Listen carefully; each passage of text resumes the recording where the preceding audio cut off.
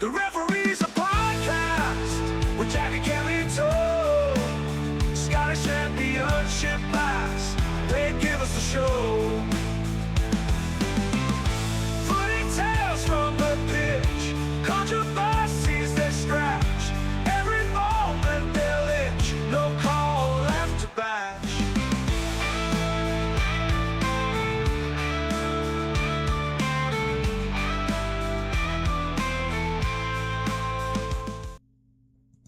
Here we go again, everyone. Back again for the Referees a Podcast Season 2 episode something, for sure. Due to technical issues that we only stumbled into 5 minutes ago, we will be audio only this week. So you'll just have to recognise this voice as one of your co-hosts, Cameron Smith. And alongside me is none other than Jack Curry. Say hello to everyone here. Hello, all our fantastic listeners. I hope you're doing well. I hope January hasn't got to you too much. We're almost there. We're almost out of it. Cammy boy, how are you doing? More of the fact there's a wee bit of breaking news tonight. Queen's Park through in the Scottish Cup. Stranraer being booted out. What's your immediate reaction on that? I mean, I knew it was coming, as I think every other Queen's Park fan. As you'll know, Jack Curry, and probably a lot of the listeners at home, we obviously got done by this exact same rule 2.5 seasons ago, 3 seasons ago, when Simon Murray decided to depart us on the way up to play the rescheduled game against Inverness. And Ewan Henderson ended up being our striker that game, but he was unavailable for the first game, so we got booted out. Inverness went all the way to the final that year. So had Stranraer. Is that the boy Henderson that's at Airdrie now? Yeah. Oh, is it? We had him on loan at that time to replace Simon Murray. Or we'd got him in on loan just before Murray left, but they must have obviously had the view to getting rid of him. So, yes, he ruined it for us, and Inverness went all the way to the final. So had Stranraer fielded an ineligible player who just happened to save the penalty to win the penalty shootout, had they been allowed to stay in the competition, there'd been some serious questions being asked of the the association there. So fairly clear cut one. Boom, in, out.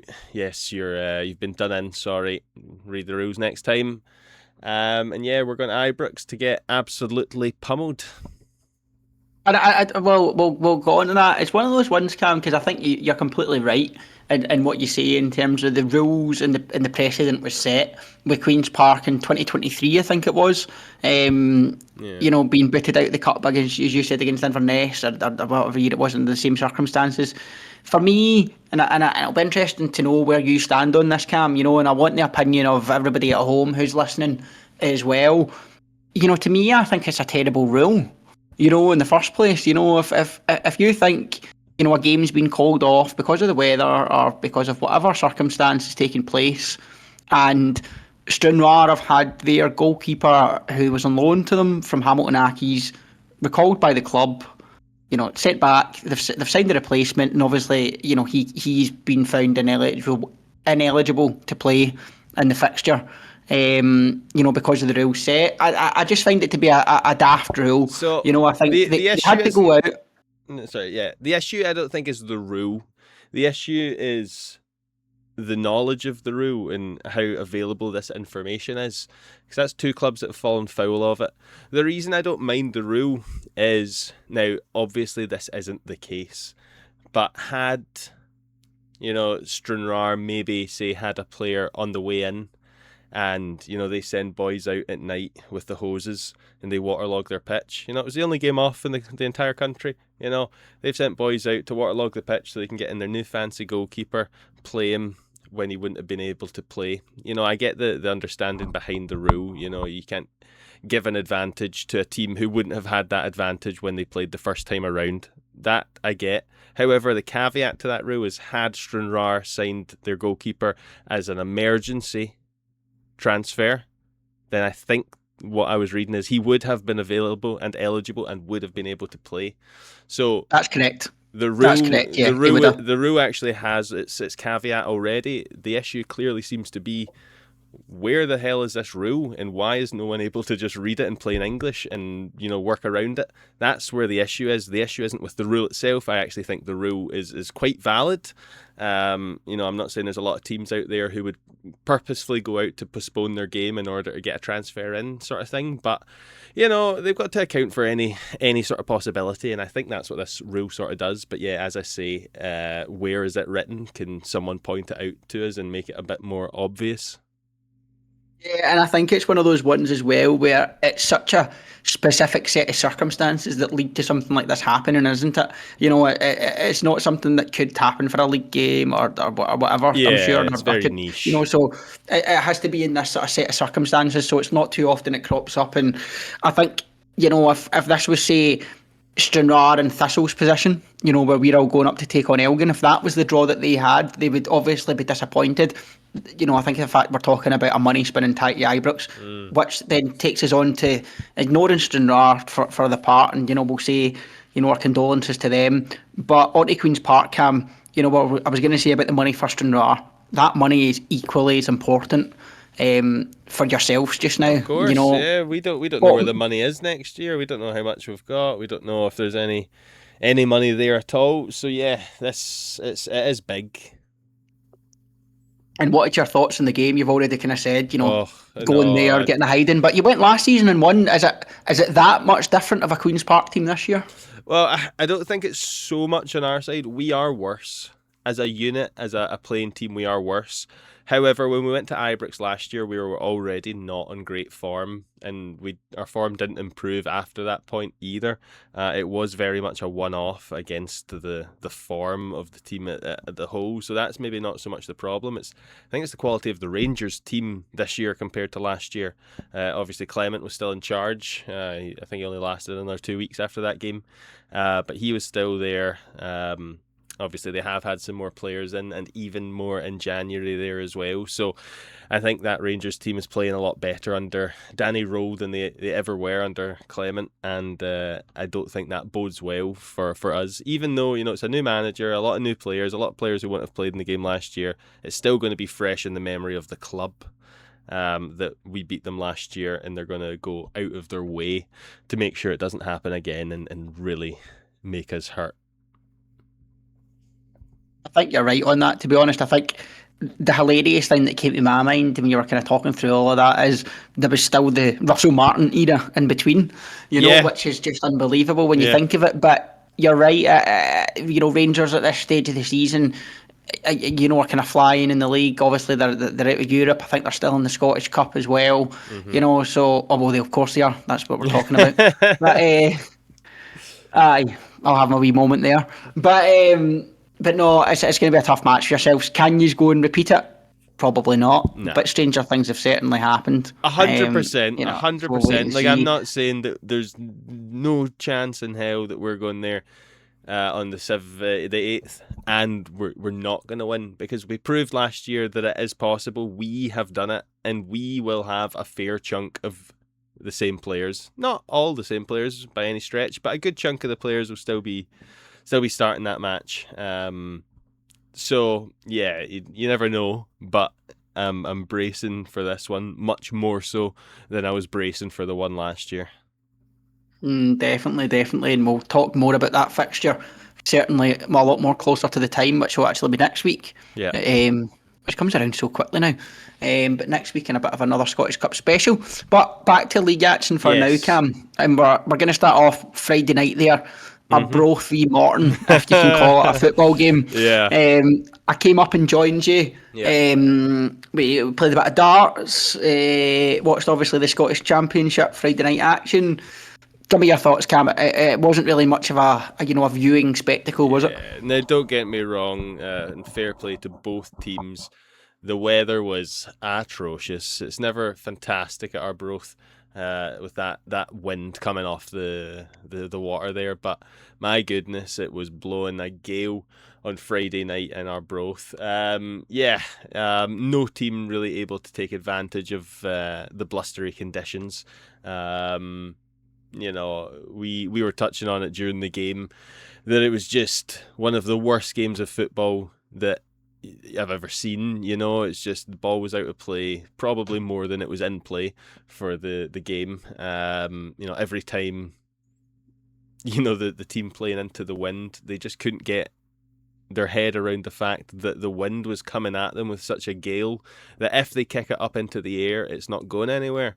So every goal kick, every free kick was a big long ball up into the air, which obviously only went about 15 yards. So yeah, it was one of the most anti-football games I've ever seen. And the one shining light from it was the Martin goal. Big ball in from Owen Moffat. Now, don't get me wrong, I think that the wind makes the ball look way more curved than it actually would have been in normal circumstances. I think it was a wind-assisted goal despite playing into the wind.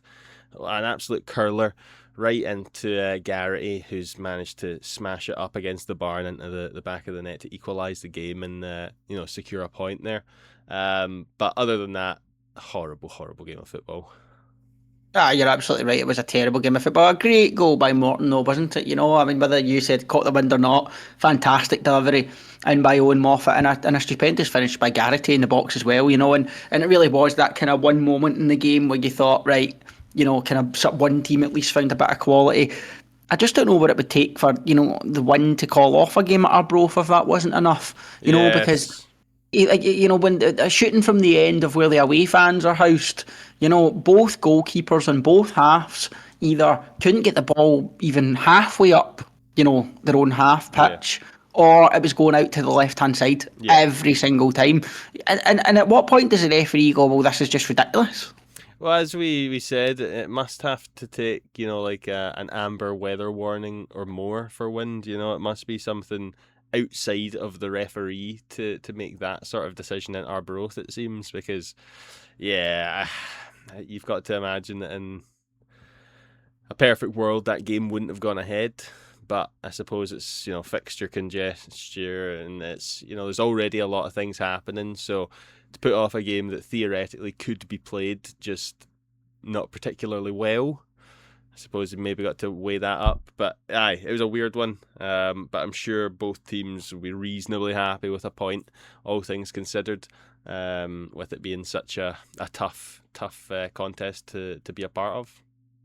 Yeah, definitely. I think it's one of those ones that you said both managers at the end of the day would have probably said, you know what, come away with a point, that's fine, and we'll just deal with this game in another day when the weather's not as bad. So, yeah, absolutely. I totally agree with you there, Cam. And then takes us on to the first of a couple of disappointing results, I suppose, for yourself this week, Cam. Yeah. Ross County picking up a win away against Deirdre.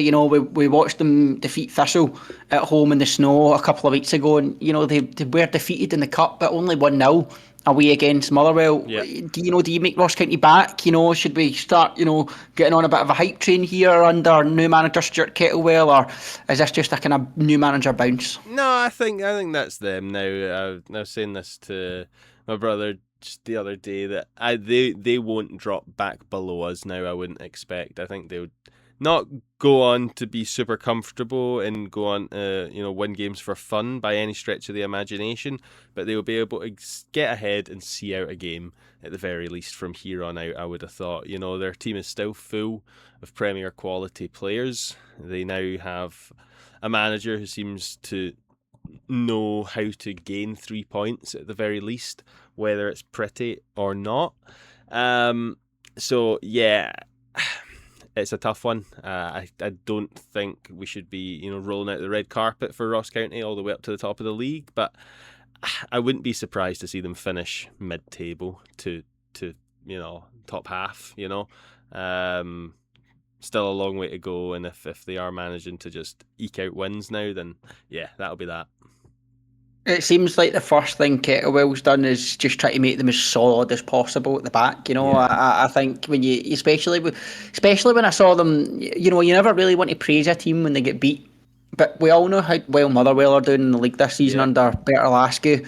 And to come away from there with a 1-0 defeat, it caught my eye in a good way for Ross County, because I think if that was Ross County from even just 3 or 4 weeks ago, that could have been any scoreline. Yeah. That day with the players' heads dropping, giving up. We seen the defeat they took at Wraith. Embarrassing. And that could have certainly been on the cards again at Motherwell.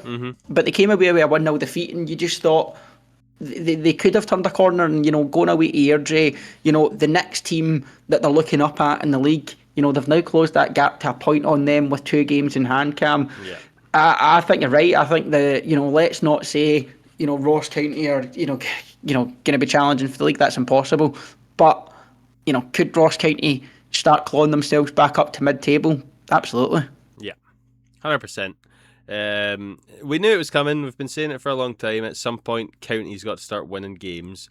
Not necessarily come good, but they've got to start being able to put some of that quality that they've got on the pitch into results. And that looks like it's starting to happen now.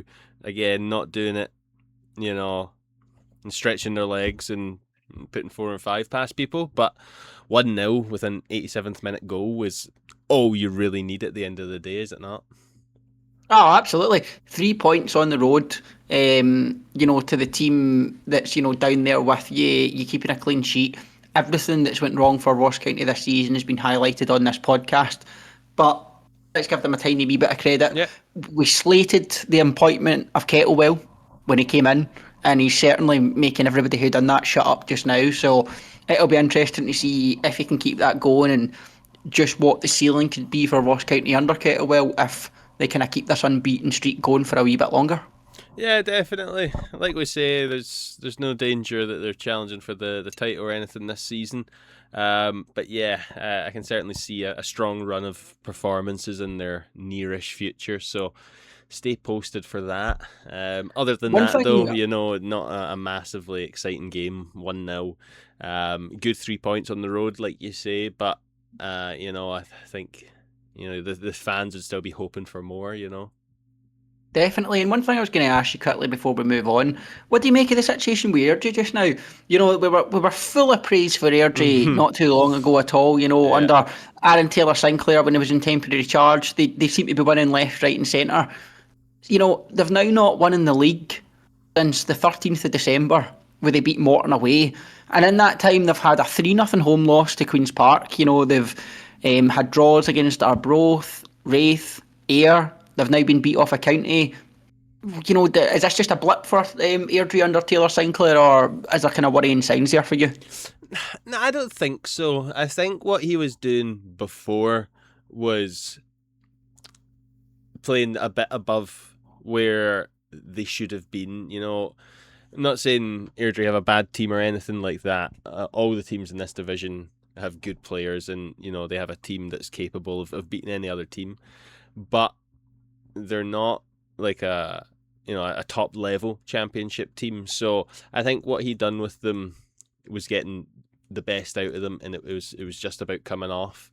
Now, obviously, yes, they're struggling, but I don't, they're not losing all those games. There's a lot of draws in there. So I don't think it's the worst thing in the world for them. They're still getting points on the board at the very least.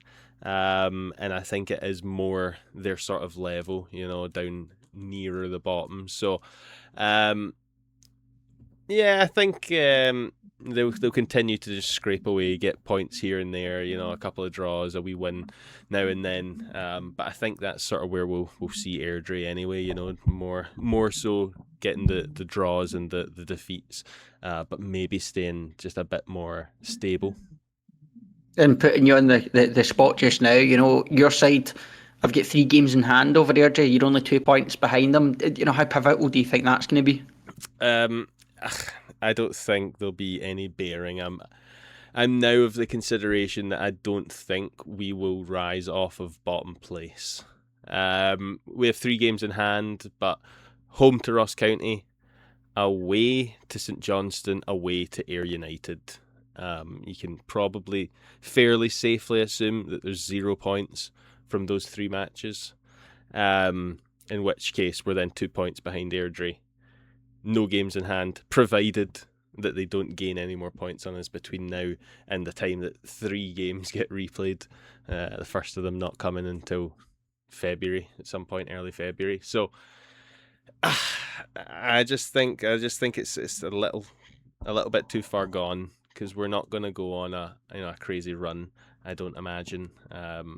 we were having this conversation just the other night at the game where we were saying that it doesn't seem like Crichton has, a style, a method of playing, a philosophy.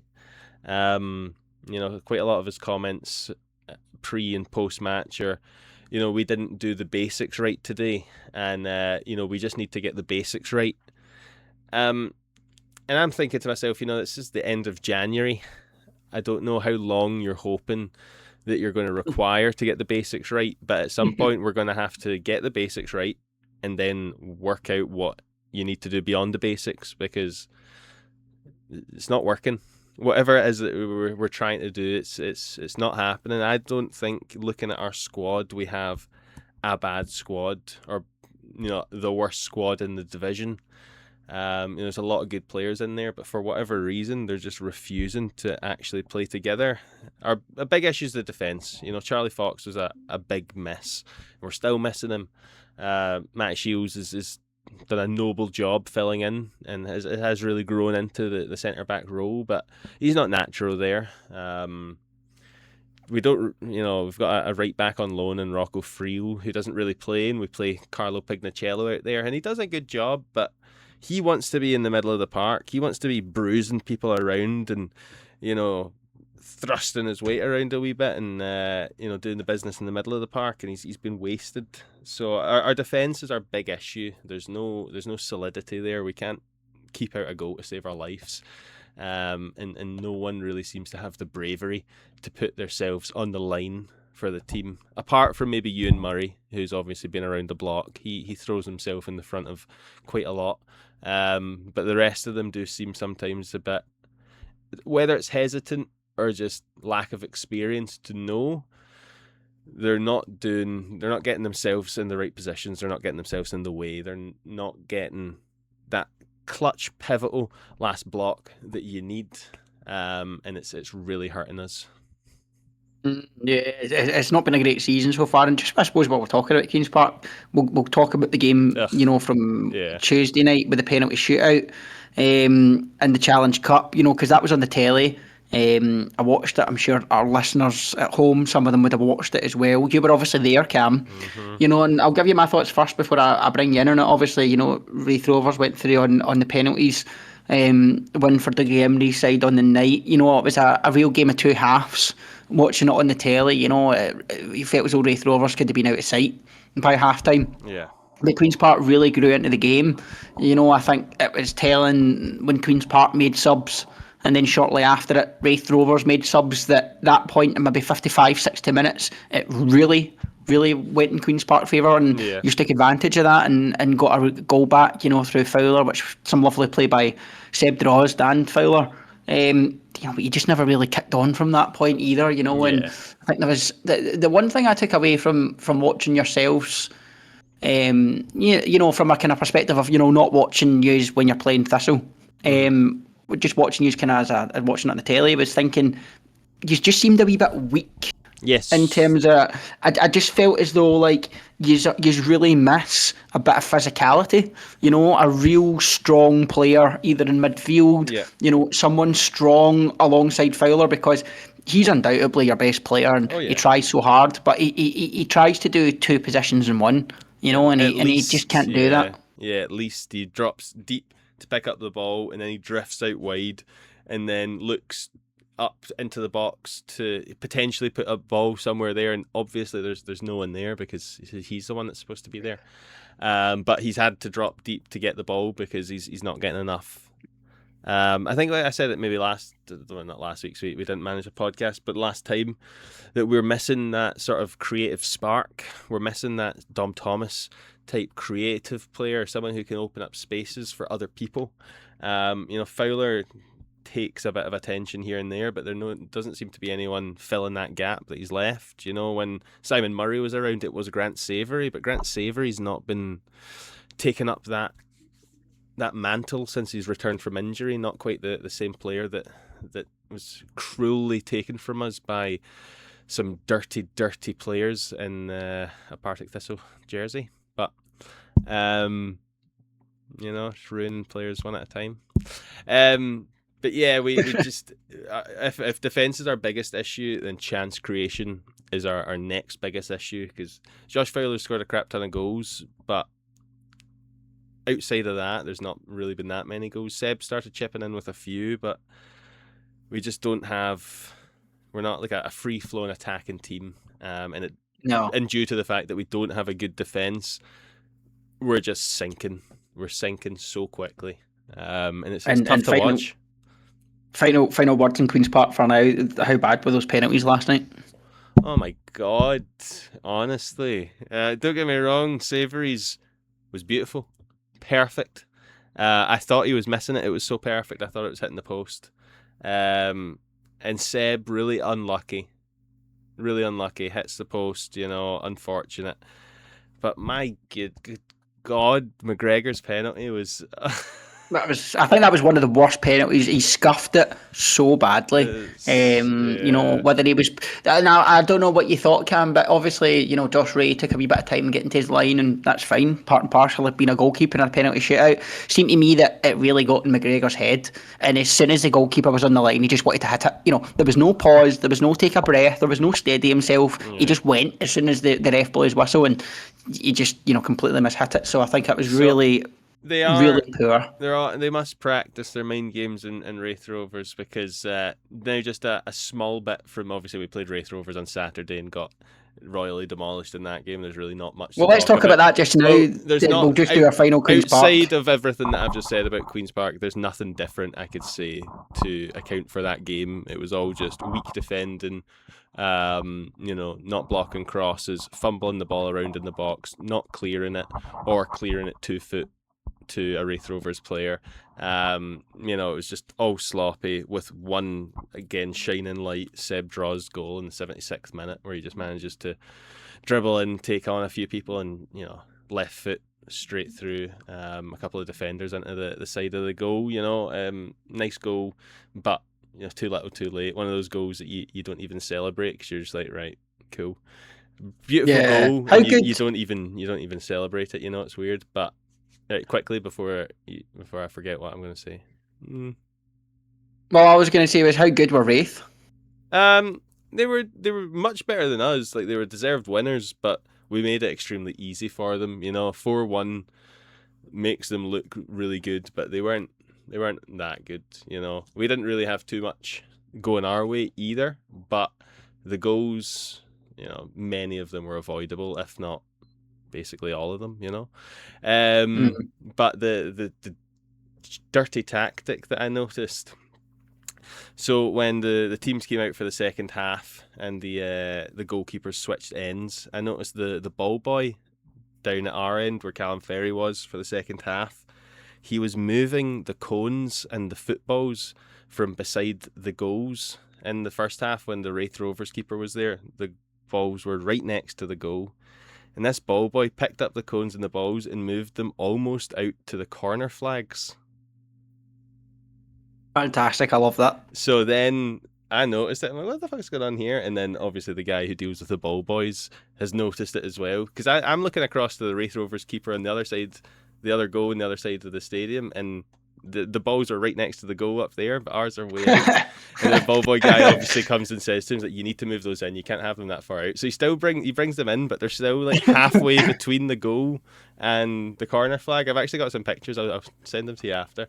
But I was just like, you absolute dirty scum. And every time Callum Ferry turned around to face the game, the wee ball boy was giving him like the up you fist and all that, and you're like, fucking, where are you fucking wee pleb, man? Get a life. Wee bold Wraith Rovers ball boy here, getting in the minds of Queen's Park. I love this wee bit of mind games going on at Starks Park. Jack Curry, we've been talking far too much about Queen's Park. We've got still more games to go on.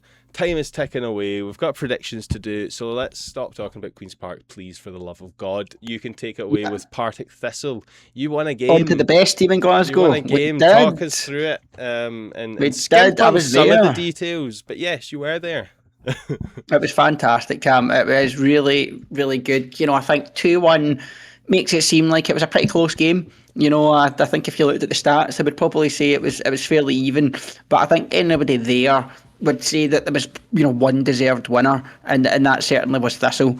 Particularly in the first half, we were absolutely outstanding. Creating a lot of chances, free-flowing attacking football. Really pinned their back for a lot of the half, Cam. It's that classic Firhill first half, where Thistle are shooting into the fans, the atmosphere's going, you can feel the real buzz about the place, and that's exactly what happened.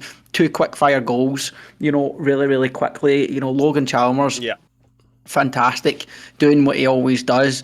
One of those goals where he was bearing down, through on goal from quite a tight angle, and Tony Watt was completely free on the 6-yard line. And you're thinking, for the love of God, just pass it so he can tap it in. And he shoots. And he scores. And don't get me wrong, it was a fantastic finish. But oh my God, if he missed that, he's got everybody screaming at him. But that's the kind of confidence you want to see from a player like Chalmers, that he backs himself and he had such a good finish to match. And just moments later, Luke Macbeth picks out a wonderful cross and an even better header from Alex Samuel, who, yet again put in the man of the match performance. Since he's came into the side in more recent times, he's been a revelation up front with Tony Watt just kind of almost playing off of him now. He's big, he's strong, he's physical. He's not going to get you 20 goals every season, but he puts his heart, on the sleeve. He tries his hardest for the badge, and that goal was fully deserved, and it was a shame we couldn't add to our goals at that point and kind of really, really push on. We missed a penalty. And yet again, I think that's the last 3 in a row now that we've missed. So it's really, really not great penalty-wise. And then when Ayr get the goal back with half an hour to go, it's the classic, well, here we go again. We've seen this script before, 2-0 up, miss a penalty, the other team score, but, at no point, did I really feel as if Ayr troubled us. They don't get me wrong, they had possession, they created some half chances, but they were poor. And it's a really, really, really disappointing Ayr United side out there. But, Thistle go cracking on, Cam, and it's back to winning ways after a defeat in Dingwall.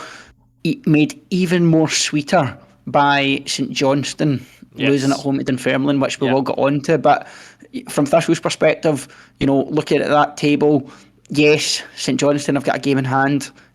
Yes, that is against yourselves, but 2 points behind, it's not a bad place to be going into February. Definitely not. And points on the board is always more important than a game in hand. But yes, unfortunately for you, that's a likely 3 points in the bag for St Johnstone there. It's just they've not actually gained them yet. So, very good for yourselves getting the victory. 2-1, like you say, maybe makes it look close, but obviously from the sounds of it, it's been a good performance and a well-deserved 3 points. And like you say, keeping you right within touch and distance of St Johnstone. Yes, they are likely to get 3 points, but as mentioned, you're better having the points on the board and let them chase than the other way around. So, big win for yourselves there. Ayr United doing just sort of Ayr United things, that's them dropped. Were they? No, that was them dropping to 5th. Yeah, because obviously Dunfermline got the 3 points against St Johnstone, so they've dropped out of the playoff places probably for the first time this season. Potentially. I mean, it's been one of those ones where it feels like they've been in 4th for quite a while now, doesn't it? Yeah. We always talked about it was going to be a battle between Dunfermline, Ayr and Wraith to get that final 4th place spot, but with the form that Ayr United have been showing, not winning against Airdrie at home, losing at Firhill, slipping to 5th, it's really, really, really not looking great for them at all. And I can see in recent times since that game in panic, if you like, Scott Brown's went out and signed yet another goalkeeper, Cam. So, Liam Russell might be back out the sticks again. David Mitchell still not getting a look in, so it could be yet another twist move by Scott Brown at Ayr United. Just coming back quickly though to Thistle, Cam, the big talking point since the game for Thistle fans was the rumour that came out, I think it was broke by Scott Burns at the Daily Record. Sully is one of them, the forward who's potentially coming in on loan. But the really, really interesting one was apparently we've made progress on attempting to sign Josh Clark and Ben McPherson on permanent deals from Celtic. which would certainly be an excellent piece of business. I think McPherson's been fantastic in that wing back position. I thought you did have McPherson. I didn't realise he was on loan. I knew Clark was on loan. I just had it in my head for whatever reason that McPherson was. His contract expired at Celtic, but no, you've got him on loan. Yeah, we've got him on loan. Okay. His contract's expiring at the end of the season, Okay. so I think we're working on a deal to try and get that done now. However, Clark, I'm sure someone said, still got about 2 years or at least a year and a half still on his deal, but he's somebody, Cam, that I must admit, from his time at Ayr last season, I really was not impressed with him, and I slated him pretty heavily at the start of the season on this podcast for some mistakes that he's made, but he's really grown into the role. He looks comfortable, he looks confident, he's pulling out a save here and there when he needs to, and ultimately his distribution's getting better, so I think it's promising to see him doing really, really well, especially when, you know, the backup Budinakis is never really impressed. Yeah, he has been. I'm sure the few times he's been called on, he's done okay, but yeah, certainly not enough to stake his claim to that. Well, he does actually have the number 1 jersey, but not the starting spot. That sits with number 12.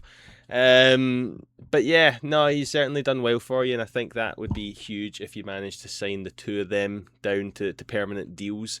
It certainly saves you a headache of trying to find replacements for them. And yeah, obviously we'll keep an eye out on all of the transfers as they are happening and going on. A few players making obviously moves so far in January. Queen's Park, we've made a couple of signings in Ricky Lamy and Callum Smith.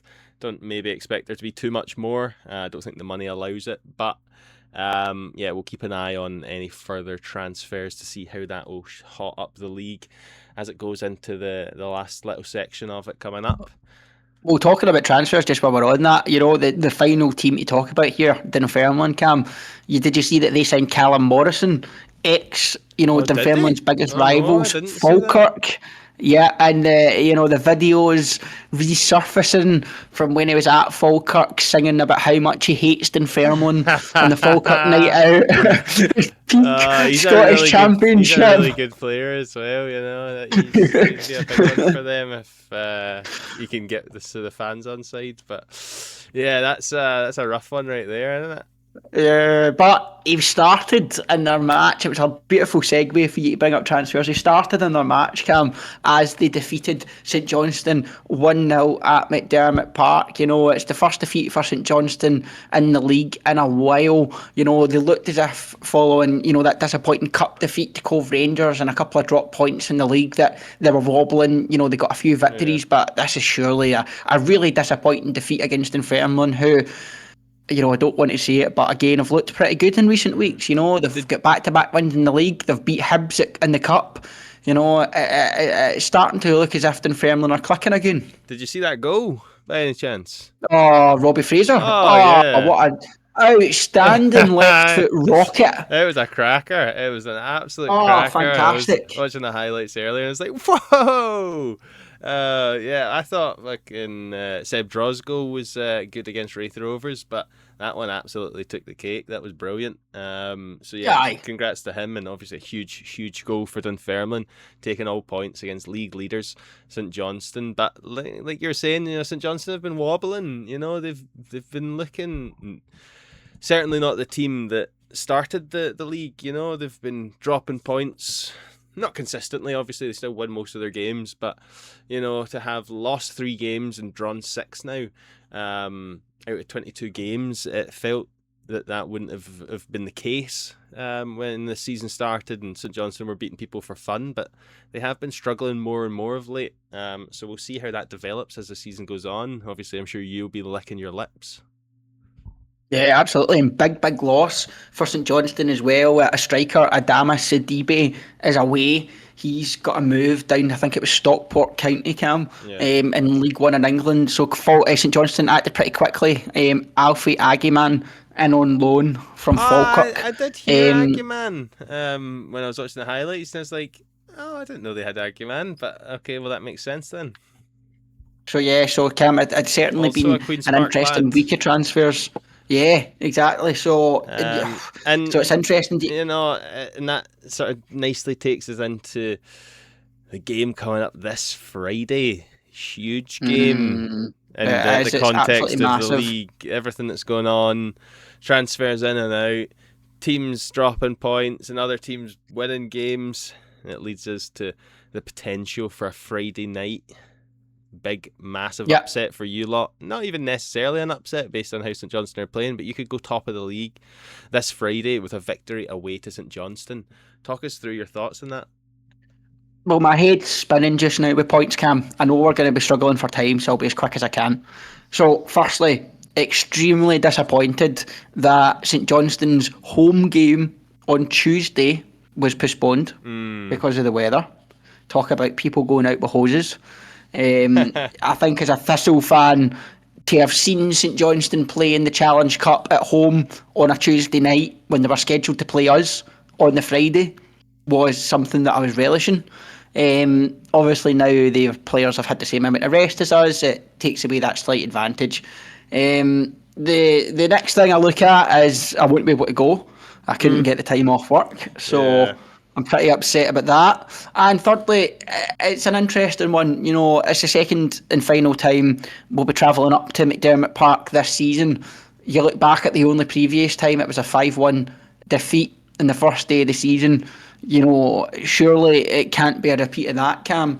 You know, I think we've come on leaps and bounds since then. As you said, St Johnstone looks slightly weaker since when they went on that day as well. But, you know, this is football and anything can happen. Yeah. So it's one of those games where I'm not going in any way expecting a victory.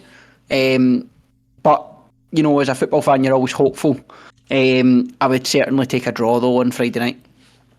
Yeah, obviously a draw keeps everything interesting and in contention. But yes, obviously you're wanting to go there and get 3 points off them, especially when they're looking a little bit beaten and bloodied by, you know, defeat there against Dunfermline. You know, just at the weekend there. So I'll certainly be tuning into that game. You'll be up. You're off. Are you off Friday? You're off Friday. No, I tried to get it off. That's what I was saying. So when I messaged you, I know because when I messaged you originally and said I'm booking the Friday the 6th off, I just assumed that I was going to get it because it was like, you know, or whatever Friday this Friday is, Yeah, the and I just the 30th, and I just assumed, I'll get it because it's a Friday in January. Yeah. But it wasn't meant to be. So I know you've got it off as Yes, well. I do have it so, off. Yeah. I know that's the boot in the balls. So I do though have, as I've kind of alluded to, I do have Friday the 6th off next Friday because I'm travelling up to Elgin for the Scottish Cup game, and there was no way I was missing that. Yeah. So yes, hello Martin, if you're listening, I will be with you. Good stuff. Well, I'll potentially see you on Friday then when you come up to watch the game on the televisor. Seeing as you'll be working like a pleb on Friday, I'll be relaxing, maxing all cool, and shooting some b-ball outside of the school. But aye, so Friday Absolutely. we'll watch that. Class, brilliant. Saturday, some other football is going on. Less important games, starting off with Ayr United against Wraith Rovers. Big game. We have just lost to Wraith Rovers twice, so I can't do anything other than say they're going to fucking pump Ayr because obviously Wraith Rovers are a really good team. So yeah, Ayr obviously are looking, you know, particularly poor, unless this goalkeeper they've signed is going to, you know, save everything that's coming at them. I think they're going to have a rough day, even at home on Saturday there. Like I say, Wraith Rovers weren't anything special against us, but they just wanted it a lot more. If they want it as much on Saturday, then I think they'll have no problem dealing with Ayr United in their current state. Yeah, definitely. And I think if Ayr, you know, suffer another defeat against a team like Wraith, they slip down to 6th in the league, it just raises even more question marks over Scott Brown. Yeah. We asked the question a couple of months ago, you know, how much longer has he got? Surely not much longer with the way they're tumbling. I think it's probably already decided that he's not going to be the manager next year. He's just going from weakness to weakness rather than strength to strength. You know, since he's taken over, the club has gone backwards despite the amount of off-field progress that has been made. So he'll certainly, I would say, bite the bullet at the end of the season. It's just the question, will he make it that long? I don't think so. And yeah, you're right. A bad result on Saturday will certainly put one more nail in the coffin. Certainly an interesting one to keep an eye on there, provided that game goes ahead on Saturday.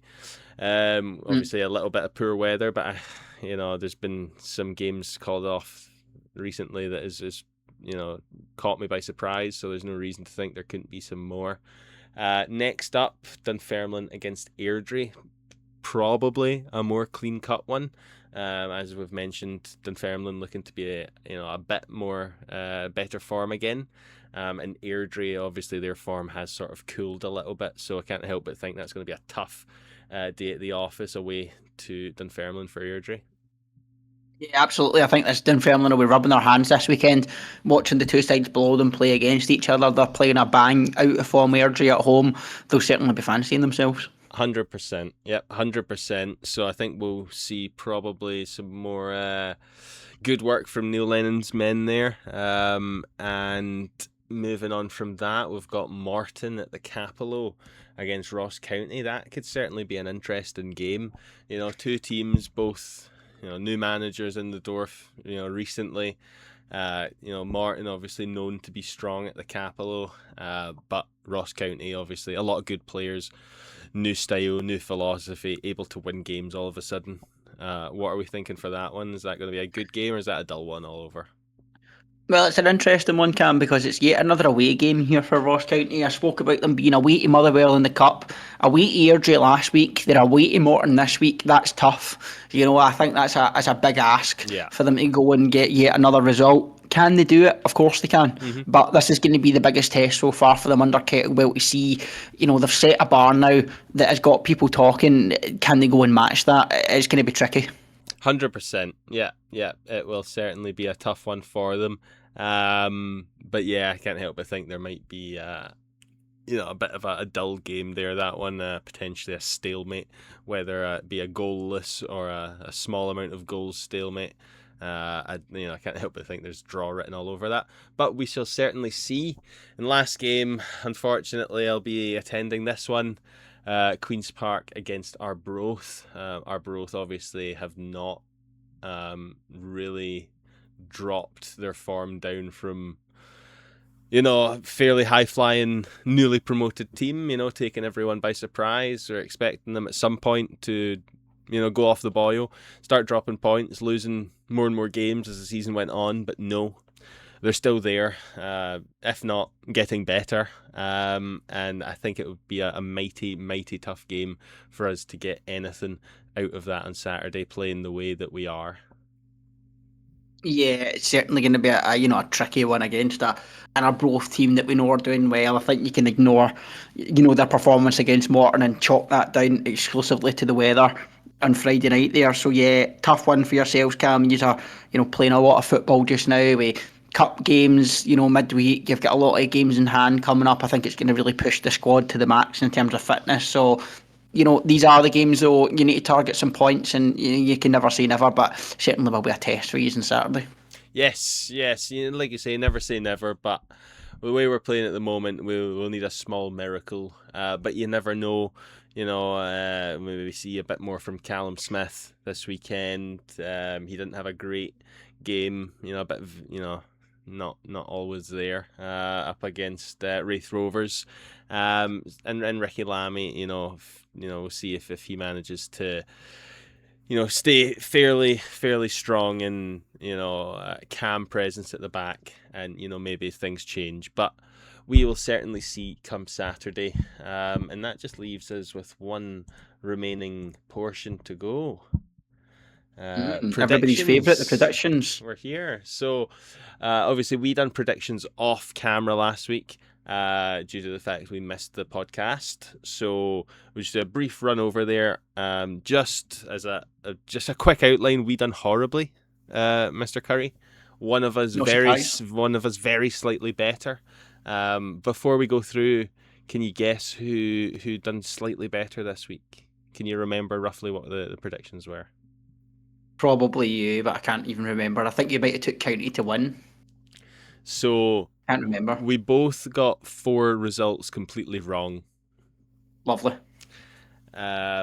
We both got the correct result in the same game. Oh, what game was that?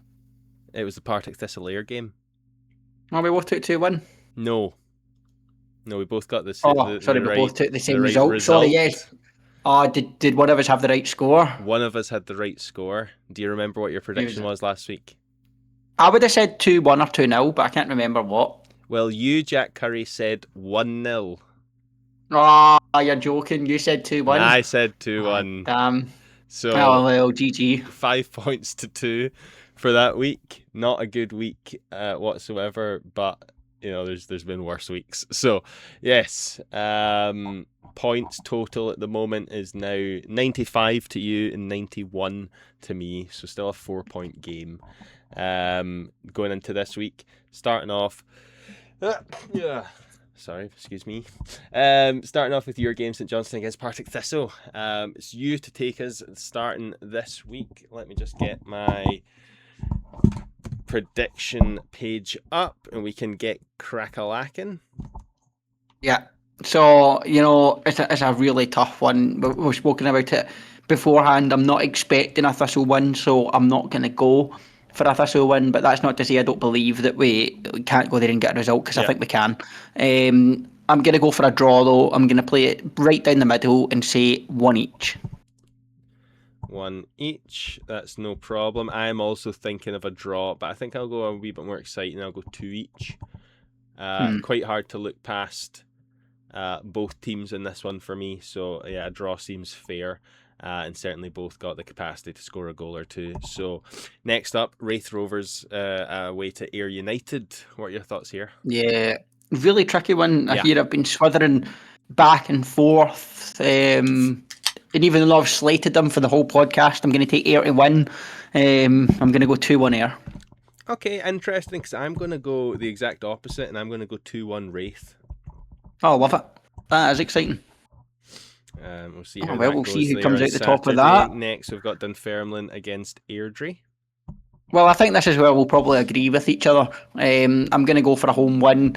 I'm not expecting it to be a complete rout, because I don't think Dunfermline have got the most amount of goals in them. But I'm going to say 2-1 Dunfermline. 2-1 Dunfermline. I'm going to go 2-0 Dunfermline for this one. I just see Dunfermline with a little bit too much about them at the moment to even concede that goal against an Airdrie team there. Next up, we've got Morton against Ross County. Big one here. Tough one. What are your thoughts? Really tricky. I must agree with you. I kind of think it's got draw written all over it. And for that matter, I'm going to go 1 each. Okay, good, because I am also going to go for a draw, but I think I'm going to go for the Capello special. 0-0 for me. An exciting one for the county fans travelling all the way down from Dingwall. That's true, yep. And last game, Queen's Park against Arbroath. Yeah, and again, a tricky one. I do think the fact that you played on Tuesday night, is tricky. It's a lot for the players at this stage of the season. But that game didn't go to extra time, straight to penalties. Yeah. I'm going to go for a draw again. I feel as I've predicted quite a few draws so far. I'm going to go 0-0.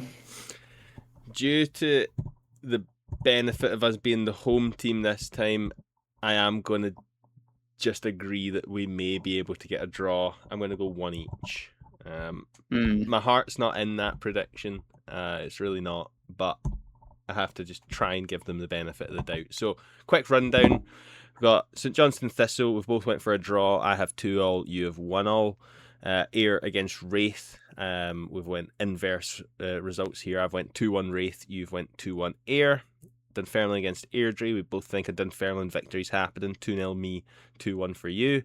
Morton County. 0-0 for me, 1 each for you, and a couple of draws for the Queen's Park Arbroath game as well. 1 each for me and 0-0 for you in that one. Indeed, Cam. And that's us. Predictions complete for another week. So wait and see us next week with a combo of 6 points between us or something. Yeah, oh, exactly. Anybody at home is going to be doing much better for us. But 100%. it's another podcast done after another couple of episodes missed. So I'm really, really pleased to be back at it. That's it. We're back at it, and still a long way to go. So there'll be plenty of podcasts, and we'll be back with you again next week, and we'll do it all over again. Absolutely. We will have a cracking weekend, ladies and gentlemen. Whoever you're going to watch, give us a like, give us a share, show us that you're interested. If you've got any comments, let us know and we'll read them out next week, and we will see you then. Perfect. Thank you all so much for listening. See you all.